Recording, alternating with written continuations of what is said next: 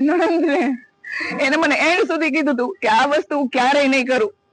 એ આધ્યાત્મિક લેવલ ની હતી, એ વસ્તુ કરે જ નથી. આ એને કોઈ જબરજસ્તી થી એને કરાવ્યું હોય, બસ એને કરાવ્યું હોય કે એને કર્યું છે જબરજસ્તી. આ વસ્તુ કરી ગયા નથી મારી. કોના પર આક્ષેપ છે આપને? કોના દ્વારા કરાવવામાં આવ્યું તેના આક્ષેપ? એના ઘરના બધા સભ્યો એકો એક ટોર્ચર કરે. મીટિંગ ને બોલાવીને અમને બધાના નામ દે. મેન ઓલો કમલેશ બહાર નો વ્યક્તિ છે, એને ઘરની અંદર હું બોલવાની જરૂર હોય? બેન, કેટલા સમયથી ટોર્ચર કરવામાં આવતું? છેલ્લા મહિનાથી, 1 મહિનાથી સતત ટોર્ચર એની ઉપર કરતા હતા. સતત અમને બોલાવે, અમને એક પણ શબ્દ ન બોલવા દે, અને એ છોકરી પર બધા આક્ષેપો નાખે. આવી છે તેવી.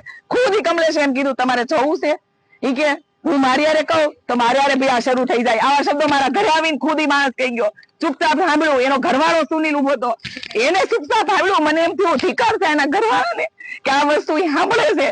આવું ખોટા આક્ષેપો નાખ્યા એ છોકરી માથે. મારથી સહન નથી થતું. મારી બેનું ન્યાય જોઈ, બીજું મારે કાંઈ ન જોઈ. મૃતક બેન નું શું નામ છે? એનું સીમાબેન છે.